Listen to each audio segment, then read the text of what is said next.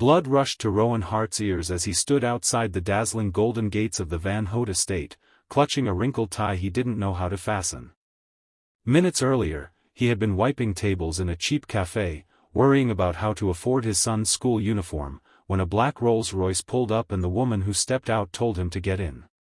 Now, his heart hammered violently as classical music spilled from inside the wedding hall, each note sounding like a door slamming in his face, reminding him of everything life had stolen from him, the wife he buried, the business he lost, and the dignity that felt like it was slipping from his fingers day by day. He didn't belong here. He shouldn't be near crystal chandeliers or people wearing fortunes around their necks. Yet, Felicity Van Hout, a billionaire heiress, had insisted he stand by her side. Before the story continues. If you are watching Kindness Diaries, please like, comment, share, and subscribe if you believe in hope, compassion, and second chances. Rowan took a deep breath, eyes drifting to his reflection in the polished doors. His cheeks were pale, shadows under his eyes silent evidence of sleepless nights working 3 jobs since his wife died in childbirth. His son, Milo, only 7, slept at a neighbor's house, unaware of the strange turn his father's life had taken this morning. Felicity stood beside Rowan, a figure of effortless grace in her silver gown, though tension lingered beneath her polished appearance. Her lavender eyes were stiff with determination, as if she weren't entering a celebration but a battlefield. She wasn't bringing Rowan as a date or a friend, but as something else, someone she needed for a reason she refused to reveal. Inside, the grand hall glimmered with gold columns, chandeliers dripping crystal raindrops of light, and a long aisle lined with roses so white they reflected the shine like glass. Felicity's younger sister, Serena, awaited her groom, unaware of the emotional storm brewing at the entrance. Serena had always been the golden one, adored by society and praised as the embodiment of perfection. Felicity often found herself reduced to a stepping stone in her shadow. But today she looked like a warrior with a plan. The groom stood confidently at the altar, his tailored suit hugging a tall frame that radiated charm. His silky hair perfectly combed, his smile bright enough to win trust instantly. His hand rested on the shoulder of a bridesmaid with chestnut curls and a suspiciously intimate closeness. He seemed like the ideal man. But Felicity's jaw clenched as her eyes narrowed, exposing silent fury and betrayal. Rowan tried to step back, but Felicity squeezed his arm just enough to remind him, he wasn't leaving.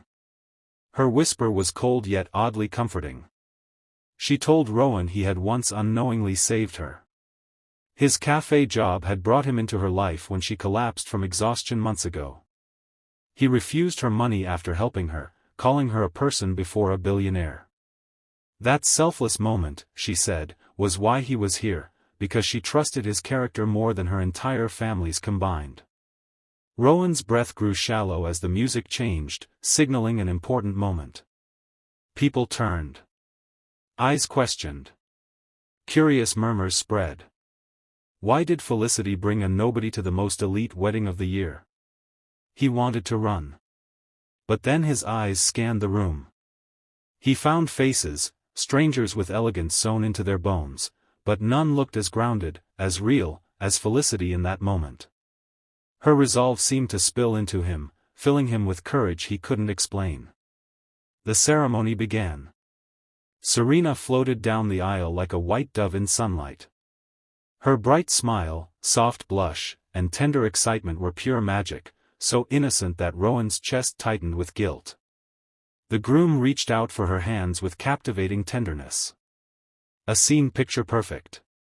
But Felicity wasn't watching the rings. She stared at Rowan, then at the groom, her expression bracing for impact. As the priest spoke words of eternal love, the groom extended his hand toward Rowan, friendly and unsuspecting. Rowan shook it automatically. And the groom froze. His smile collapsed. Confusion twisted into fear. His voice cracked as he whispered. "Boss?" Shock lightning bolted through the hall. Felicity's lips curved into a slow, heartbreaking expression of truth finally breaking free. Rowan blinked, stunned. Then the groom spoke louder, panic spilling out.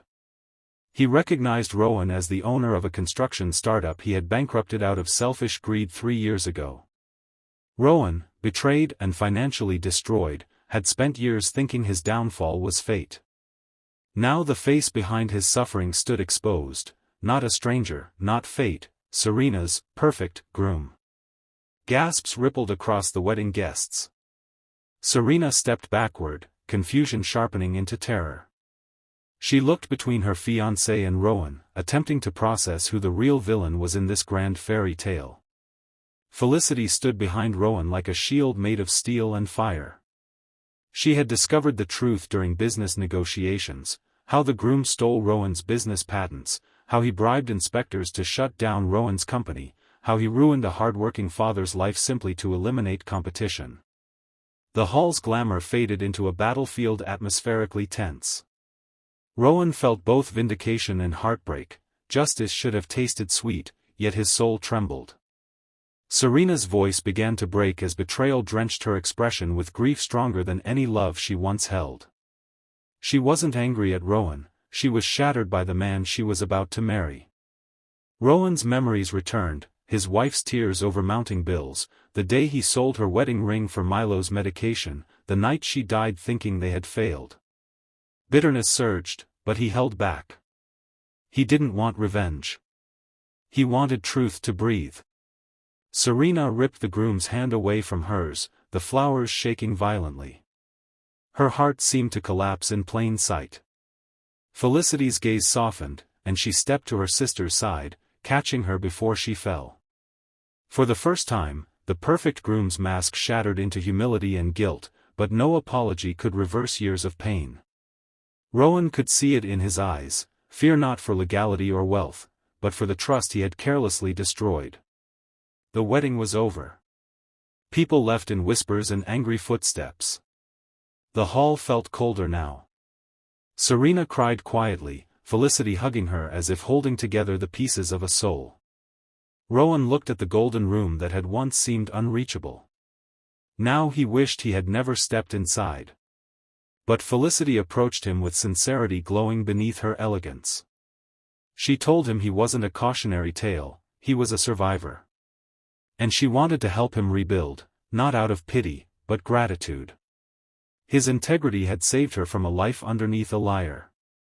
Rowan felt tears burn behind his eyes. Not because the rich woman offered help, but because someone saw him.